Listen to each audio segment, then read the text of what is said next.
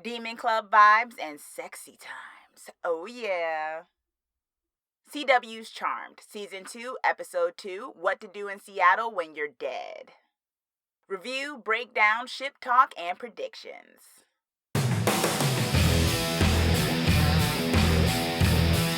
Hey Twisted people, it's your Twisted Girl here, and today I am doing a review, breakdown, ship talk, and predictions on Charmed, Season 2, Episode 2, What to Do in Seattle When You're Dead. Yeah, because, there's a lot to do, sorta, but I guess it all, is in that place safe space? Overall, episode 2 of season 2 is definitely keeping with the opening that we got of season 2 last week, right? With the universe building, the expansion of folklore, whether it be demon or witch lighter. We're getting a lot more of this particular universe's like folklore and mythology when it comes to the different supernatural beings. Also, this was a very sexy episode, which I think is also keeping with what we were told season 2 would be a lot more of, which was darker and sexier and about missions when it came to what the, Power of 3, Power of 4 would be doing this season. So I think season 2, episode 2 very much kept in line with that. And I'm digging it so far. I thought this was a very solid follow-up to what the opening was, which, pretty much changed everything, right? And I think this next episode is sort of the fallout of what is next, what to do with where we are now when it comes to the Charmed Ones. Mel and Maggie's father dies, and they're also feeling like the B team.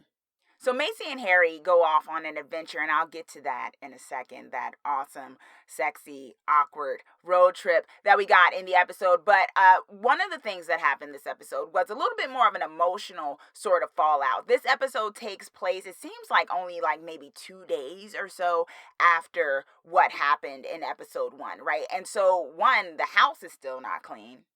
So I don't think anyone's been sitting in the living room. It seems like everyone's up at 5 a.m. And we'll get to that sexy times fantasy that Macy had of dark Harry in a second. But what happens is Maggie, of course, because she's the younger one, and I mean, I don't even think it's an age thing. She's, into social media. So she goes on, and we find out, because one of the questions that we had is like, okay, everyone thinks they're dead, but how, right?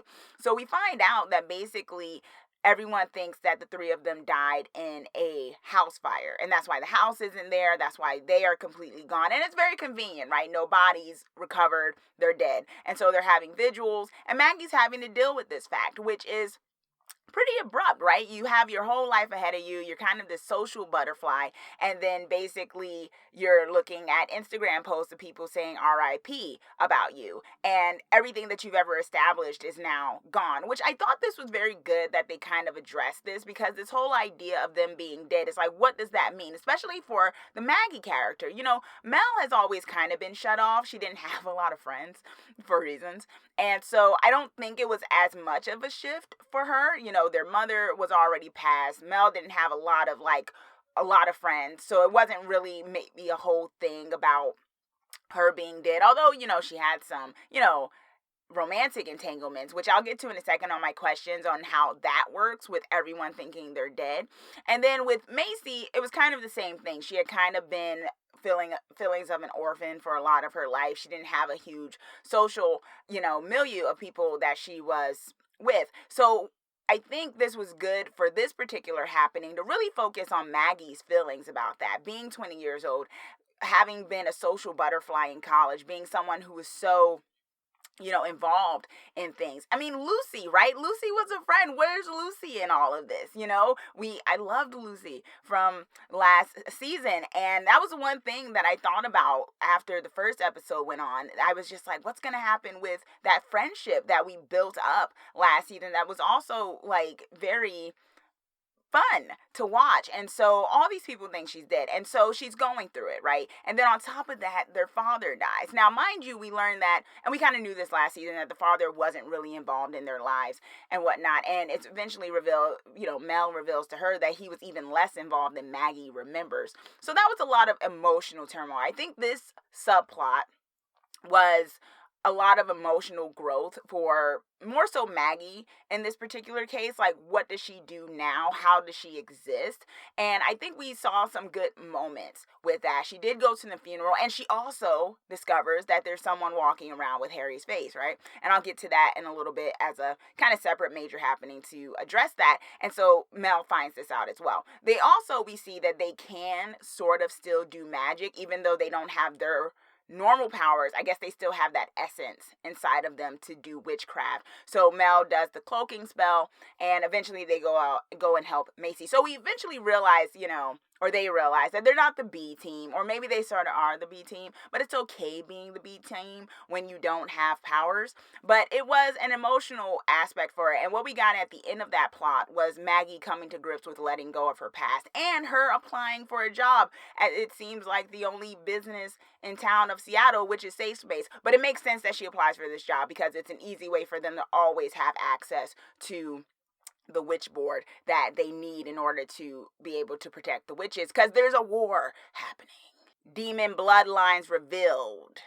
Okay, so this gets us to the major plot line that happened, which was Macy and Harry going on this road trip to Oregon, where there is a demon club happening, and also there's a young woman from the two women, the aunts that were killed in the first episode, that Layla, the young woman, she's like 20 years old, she was also taken. And so they go to try to save her, basically. So they don't, so they're kind of keeping with this idea of them trying to fight for the protection of all witches now that all white lighters seem to be dead.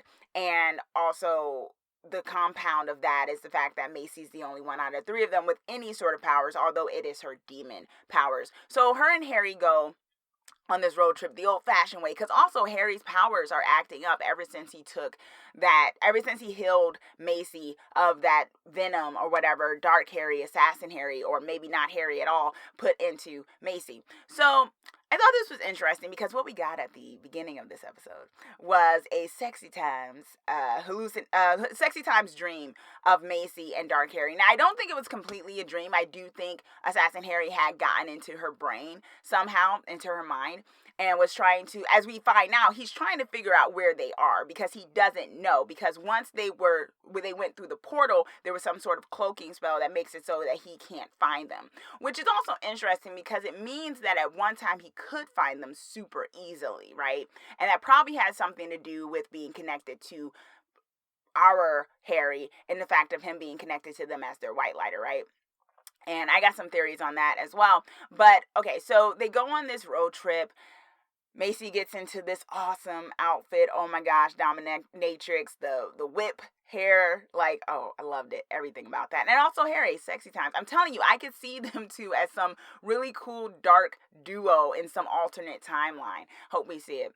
And they go on there and they go into the Demon Club, which is basically looks like any kind of club in New York. If you go to those clubs in New York. And so, and they go in there, she can't use her powers, but eventually, with the cloaking thing, Mel and Macy show up, and they eventually help them get out, and they do save Layla, which is very cool. And in that moment, we get a moment between Macy and Harry, which I'll talk to a little bit more about in Ship Talk, where Macy is able to recognize Harry because of a look in his eyes that I guess they kind of share that we didn't really talk about before that they shared. So that was pretty interesting. The main thing that we got from this, though, of them going to this club, not just the whole Layla thing, was the thing about the demon bloodlines, which reveals a bit more of what's going on with the war, right? Like, there seems to be multiple demon bloodlines, demon families, the 1% of the demon world, as they say, capitalists. And so they had separated some time ago when I guess their major demon guy had basically died, who I'm guessing is Zagon or some other predecessor to Zagon, this main overlord that I guess the Watcher guy wants to bring back or thinks he can bring back. And so there's talks going on of all of them uniting to just take on the witches, which kind of explains, because I did have that question last episode. Remember, I was saying, who is the person going after the witches? Because, yeah, the default is to think it's demons, but if that was the case, why are they doing it now? Well, this episode pretty much explain that now there's a unification process going on where demons are uprising together, because before they were kind of just separated doing their own thing, some of them trying to go for larger power, others just trying to function, and now there's this guy under the pretense of this overlord Zegon and whatnot, saying that they should bring them all together to take on the witches, to basically exterminate the witches, who I guess their main thing is to keep demons at bay. Now that's an interesting concept, because we learned last year that they all share the same power source, right? That their power source is from the same thing. So that's going to be interesting, I think, to kind of go on this thing of them being natural enemies, although they come from a natural same source of power, just on different ends.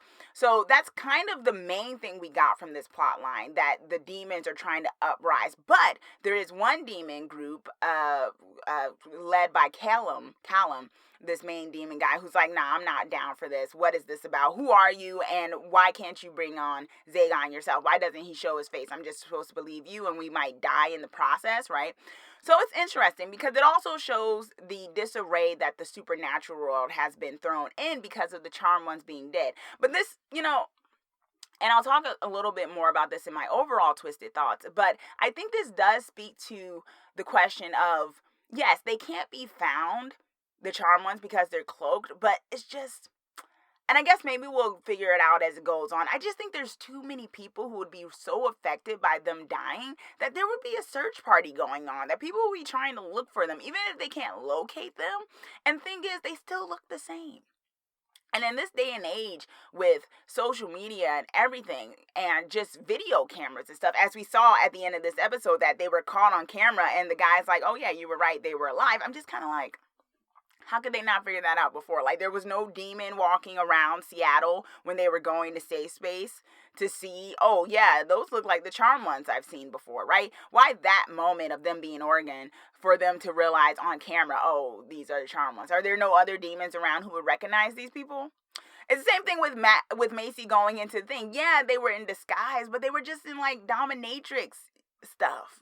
Has no one else seen Macy before? Yeah, the blood kind of cloaked it, but she still looks like her beautiful self. So I don't know, it's a little, I feel like it's not like necessarily suspension of disbelief, because this is a supernatural witch show, so whatever, but it's also kind of like we're kind of supposed to not pay attention too hard to the fact that I feel like it would be a thing a little bit bigger if the three of them died. I think more people would be looking for them, as opposed to just accepting that these Charmed Ones died in the fire. Harry's secret revealed.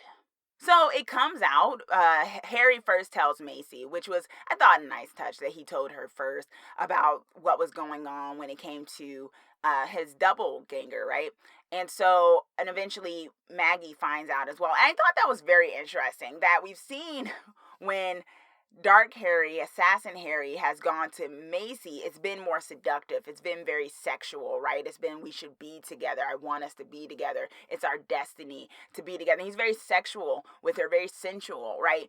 And when Assassin Harry went to Maggie in the cemetery, it wasn't like he was trying to seduce her at all, right? It was just kind of like, I'm here for you. Kind of like the friendly vibe.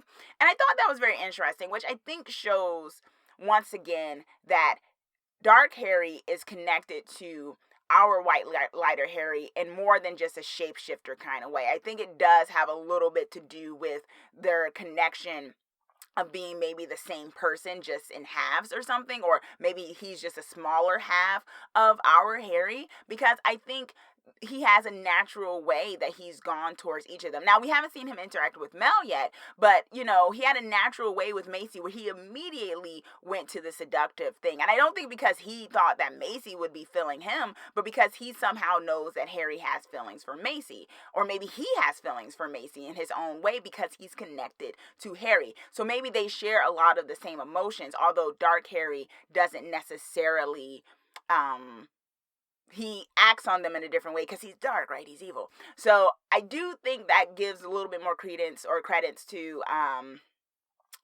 my thought process that they are connected, that this Dark Harry is not just a shapeshifter, that he's very much connected to Harry on a little bit more of a cosmic level.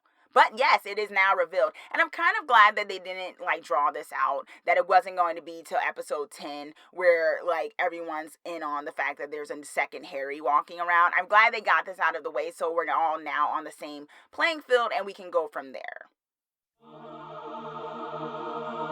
The Demon Club was very hot. I had like Matrix vibes with it. You know, everyone's wearing dark. It was a little stereotypical of demon type of vibe, though. It was kind of like, yeah, we got to dress in like dominatrix because we're evil. But the thing about evilness, right, it's not always going to be like telltale, right? It's not going to be everyone's in black. I wear dark lipstick. You know, I would think that, you know, demons and evil people would be a little bit less like wanting to fit into that stereotype because it's like maybe they don't naturally gravitate towards that. Yes, they have darkness in them, but it's not like, you know, club and heavy metal kind of vibe. It was fun. I mean, they went with the tried and true default of what we think demons are like, you know, in supernatural world. So I was fine with it. I was just like, you know, it would be cool if they just went to like a country club or something. And it's like, yeah, we're demons, but we're also kind of chipper. You know, that'd be fun. Once again, my other twisted thought is like Safe Space the only spot like to hang out in Seattle? I've been to Seattle. There's other spots, but I feel like Safe Space is like the epitome of what Seattle's like, right? Like startups and like sort of spiritual shops and also like a workout spot. So I think maybe that's why they did it. I just wonder if we're going to get to see any other sets. Macy and Harry. Hasty. Oh my gosh, we are getting fed so well when it comes to our Hasty meals. For those of us who ship it, and you should if you don't, get on the Hasty train. It's moving, yes. Yeah, it was interesting. I mean, this episode opened up with this, you know, sexy dream that Macy was having. And also we see that whatever serum he put into her, whatever venom Dark Harry did, it's affecting her, unlike the other witches with her dreams. But I kind of wonder what's the point of that. Does it just make him connected to her? And there's other ones that have been shot with stuff like that. So, and they survived. Maybe, you know, because Harry, like, you know, healed her, it's a different kind of vibe, so it's affecting her differently than like death like the other ones. And also maybe it's her demonness too. I thought it was interesting that Dark Harry was like, we are supposed to be together, it's our destiny. He didn't say those things to Maggie, right? It was just kind of like, show me where your sisters are. Like, he just wants the three of them, but at the same time with Macy, he's just like, tell me where you are. I need to know where you are, and it's our destiny to be together. So I think there's something different there. There's a different dynamic, and I'm wondering what it is exactly. Like I said, I think it's something with him and our White Lighter Harry being cosmically connected on a deeper level. And I wonder if, you know, there's some prophecy or something that Harry and Macy are part of in terms of maybe Zagon, right? I'll get to that in my predictions. But yes, the Macy and Harry was very sexy and sweet this episode. What we got was, you know, the Dark Harry seductive thing, but what we also got was really sweet and a deeper level of our White Lighter Harry and Macy, which I'm glad they did that, because I don't think you want to have it so that the sexier, more appealing version is like the evil Harry, and then like regular Hasty is just kind of like there. I like the fact that they're building this really, you know, this great emotional connection between the two of them. And I don't think it's at the, you know, sacrifice of Harry's connection with Mel and Maggie. I think it's just more like, you know, it's a romance. So when someone has romantic feelings, there's a little bit more attention given from those people to each other than maybe the friendship feelings with other people, you know? So I think it makes sense that Macy would be able to recognize Harry by just a look, because they have a certain way they do look at each other, because, you know, they're in love, and even though they don't even realize it yet, oh my gosh. But yeah, they're in love in some way, or they really have a very strong, deep feelings for each other. So I like that they had that moment. I think they have a great team up, and I hope we see more of that. And hopefully maybe they'll be able to just kind of start talking about their feelings. Like, I don't know if Macy's ready for that at this point after Galvin, but yeah, they're going to have to address that, because, you know, if she was like, he's very seductive, I mean, wouldn't regular Harry be like, how is he able to seduce you? Like, what is that? I mean, he looked kind of jealous, actually, but when she told him that. But it's also kind of like, wait a minute. Does that mean he's going to, like, seduce Maggie and Mel? Or at least Maggie? But, of course, he didn't ask that. So the question would be, like, why is he trying to seduce you? Why does he think he can? So I think they need to talk eventually. Not anytime soon. I know this is a slow burn kind of relationship, but eventually they got to talk about that. Mel and the shop girl. Yeah, they had a moment when Mel totally was a shoplifter. Can we talk about the fact that they don't got no money? Man, that's nuts. I mean, I guess they don't got to pay rent because the house is theirs, but I mean, how do you buy food and stuff? You know, I mean, how's that working? I mean, I guess they know they can do spells now. Anyway, yeah, so they had a moment, had a little bit of moment. You know, Shop Girl was like, you know, I'm gonna put a hex on you, try to steal from me again, but she helped her out. It was cute. I'm not necessarily, I think the Shop Girl definitely is feeling Mel. I think Mel is too preoccupied with everything going on right now to even be thinking about anyone romantically, to be quite honest. And I think that makes sense because Mel is very much a do kind of like, we need to do this sort of thing, to the point where she can have a one-track mind and can't see the forest for the trees in terms of when she has like determination on something. So I don't see a romance yet. I see maybe something in the future, but right now I don't see a romance because I don't think Mel's mind is there. But it was a cute moment. Maggie and Jordan. Yeah, Jordan's a cutie, and we got a little bit more of his personality. I didn't kind of understand their like last conversation when Maggie was like, "Yeah, I'm not your type," and I'm like, why is she randomly asking that? Like, was that just like a filler? Like, I just want to put this out here, so maybe you tell me if I am or I'm not. I don't know where that line came from. And then he was like, "No, you're not." I was like, "Whoa, damn!" Like, way to, you know, just shoot down someone's dreams, reject it. But yeah, it was cute. They have some cute moments, and once again, that's a slow burn too, clearly. I think they're doing very much slow burns with the romances this season. I think that makes sense because last season we got them kind of jumping into relationships very quickly, having relationship problems very quickly, where they weren't kind of getting a feel for the magical realm. And I think this season we're kind of seeing a reversal of that, where the magical realm is kind of, they're getting thrown into it. And then with what everything else that's happening, it's kind of like, oh yeah, romance too, but we gotta kind of like save the world and like stop a witch genocide.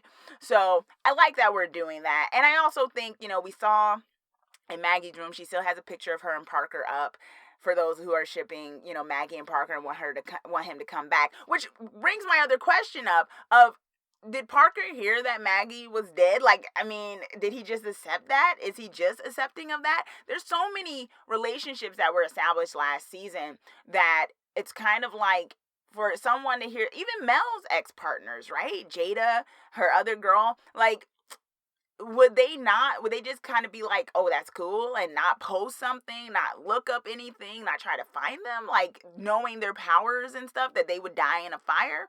I feel like they're gonna have to kind of give me some reasoning before I just kind of accept that as not a plot hole when it comes to some of their past relationships. But yeah, you know, I think it's cute what's going on with Maggie and Jordan. Once again, I also do think this is being set up for when Parker comes back, that there's going to be a triangle. I don't see Parker not coming back, because I don't think they'd completely drop that relationship like that. I think what we're getting is, you know, her trying to adapt, and she has to grow up, you know. That's what we got with Maggie this episode too. She has to grow. She has to come into her own a bit more, and maybe, you know, Jordan can help her do that, because her and Parker do have an epic love story. I mean, I thought it was too quick, too fast, but it was built up to be pretty cosmic. So I just don't feel like it's just one of those things like this cool guy from the gym comes along and she's just going to be like, okay, Parker who? Like, I don't see that happening, but I do think Maggie needs to grow a bit into herself, so that maybe her and Parker could come back together a bit more, like, believably epic. So, but it was still a cute dynamic between her and Jordan. My main prediction from what I got out of this episode is that Macy has something to do with the Bloodlines. One, Macy is part of the Bloodlines, right? Like, she is a demon or part demon, and I think she's going to be part of like the 1% of those Bloodlines. I think she's going to play a very big part in those Bloodlines, actually. And so I kind of wonder where that's going to go, because it may have something to do why Dark Harry wants her so much, in particular in the way that he does. And maybe it might have something to do also with bringing back this overlord demon. Like, maybe he has to be reborn, maybe someone has to birth him. I don't know. I just feel like she's going to have a very big part to play when it comes to the Overlord. She may be connected to him. She may be from his direct bloodline. And it would make sense, right? Because Macy is pretty powerful. Even without her witch side, she's very powerful as a demon. Why is that, right? And I think that's probably going to have something to do with it. So that's my main prediction, that Macy has something to do with this Overlord coming back into our realm. Okay, y'all, so that is my review, breakdown, ship talk, major happenings, predictions when it comes to Charmed Season 2, Episode 2, What to Do in Seattle When You're Dead. What a cute title. Oh, my gosh. Let me know your thoughts. Do you agree with me when it comes to my predictions of Macy being connected to this demon Overlord? Do you agree with what I said about Maggie and Parker eventually coming back together? Do you agree with me with what I said about Hasty being so epic and the slow burn that we're getting? Do you like the fact that they revealed Harry's secret early on and we didn't have to wait for the Charmed ones to figure that out? Let me know. Comment down below with your thoughts and your feelings. And also, be sure to subscribe. And also, be sure to press that chime, alarm, bell button, whatever it's called, so that you are the first to know when I post my videos of all things horror and dark fantasy. Thanks for listening to my twisted thoughts, y'all.